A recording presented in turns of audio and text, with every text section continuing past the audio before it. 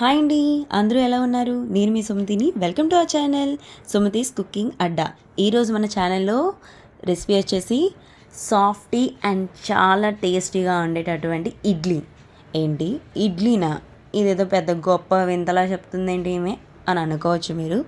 కానీ ఇది వింతేనండి. ఎందుకంటే అందరూ సాఫ్ట్గా చేయలేరు ఇడ్లీని, కొంతమందే చేయగలరు. ఎందుకంటే అది మనం కలిపే విధానంలో ఉంటుంది, రుబ్బు ఆడే విధానంలో కూడా ఉంటుంది. సో ఇవి తెలియక కొన్ని మంది కొంచెం కొంచెం పొరపాట్లు చేస్తూ ఉంటారు. సో అలాంటి వాళ్ళ కోసం ఈరోజు నేను ఈ ఇడ్లీ రెసిపీని పోస్ట్ చేస్తున్నాను. సో తప్పకుండా ట్రై చేయండి, చాలా సాఫ్టీగా వస్తాయి, చాలా బాగుంటాయి, అందరూ చక్కగా ఎంజాయ్ చేస్తారు. ఫస్ట్ అయితే నేను ఇక్కడ ఒక కప్పుని తీసుకుంటున్నాను. ఆ కప్పుతోనే మనం కొలతను యూజ్ చేయాలి. సో ఒక కప్పు వరకు మినపప్పుని తీసుకున్నాను. ఇక్కడ నేను తగినంత వాటర్ పోసుకొని ఒక 2 టైమ్స్ వరకు కూడా చాలా చక్కగా కలుపుకోవాలండి. మొత్తం అంతా పప్పుకి ఉన్న మలినాలన్నీ పోయేంత వరకు కూడా బాగా మిక్స్ చేస్తూ కలపండి కింద నుంచి కూడా. సో ఈ విధంగా కలుపుకున్న తర్వాత మళ్ళీ ఇంకొక టైం కూడా వాటర్ యాడ్ చేసుకోవాలి. యాడ్ చేసుకొని దాన్ని కూడా బాగా క్లీన్గా కడిగేసేయండి. ఈ క్లీన్గా కడిగేసిన వాటర్ ఎప్పుడు మీరు వేస్ట్గా పారేస్తూ ఉంటారా?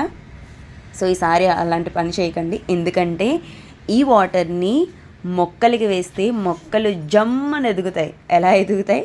జమ్మని ఎదుగుతాయి, చాలా ఫాస్ట్గా ఎదుగుతాయి అని అర్థం.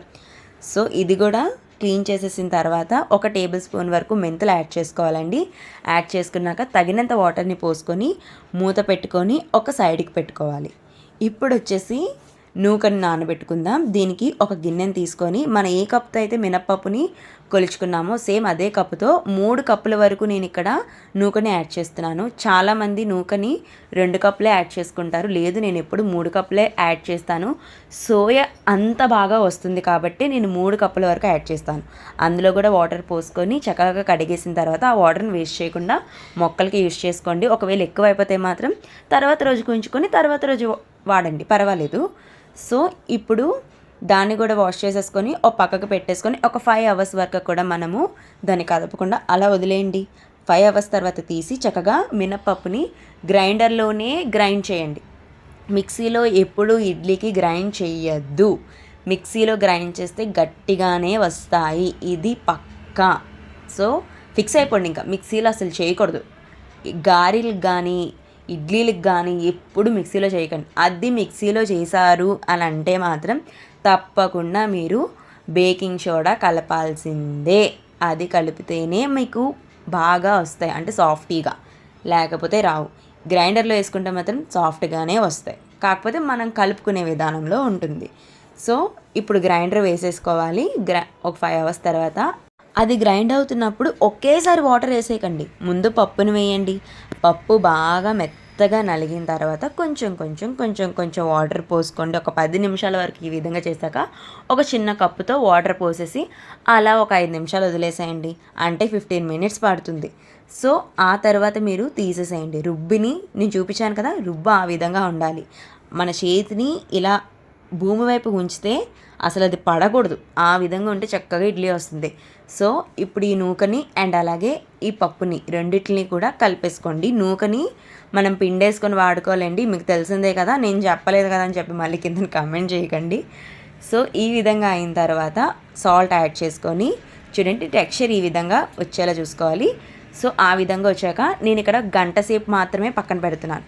ఎవరికైనా బాగా పులుపు ఇష్టం, అంటే ఇడ్లీ పుల్లగా ఉంటే మాకు ఇష్టం అనుకున్న వాళ్ళు ఒక 5 అవర్స్ వరకు పక్కన పెట్టేసుకోండి. నాకైతే పుల్లగా ఉండటే నచ్చదు, సో అందుకని నేను 1 అవరే పెట్టుకుంటున్నాను. మీరు అనుకోవచ్చు 5 అవర్స్లో పులిసిపోద్దా అనేసి. ఇది ఎండాకాలం అండి, పులిసిపోతుంది. అదే చలికాలం అయితే మాత్రం ఓవర్ నైట్ ఉంచేసేయాలి. సో ఈ విధంగా అయిన తర్వాత ఇడ్లీ రేకులు వాష్ చేసుకోండి ఫస్ట్. చాలామంది ఇడ్లీ రేకులకి ఆయిల్ అప్లై చేస్తారు, అసలు ఆయిలే అప్లై చేయండి. నేనైతే చక్కగా వాటర్ దగ్గర వాష్ చేసేసి ఒక 2 మినిట్స్ వాటర్ అంతా వారిపోయేంత వరకు వదిలేసి ఆ తర్వాత ఇడ్లీని పెట్టేసుకోండి. చక్కగా మీకు అంటుకోకుండా వస్తాయి, నేను గ్యారంటీ. ఇప్పుడు మీరు చూస్తారు కదా ఎలాగో.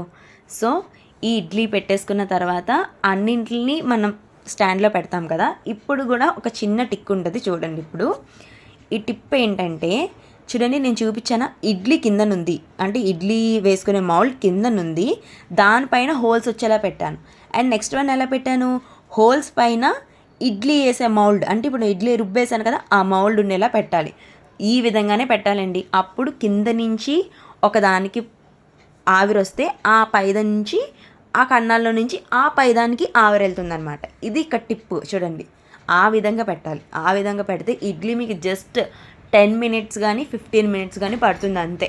ఇంకా అంతకు మించి ఎక్కువ పడదు.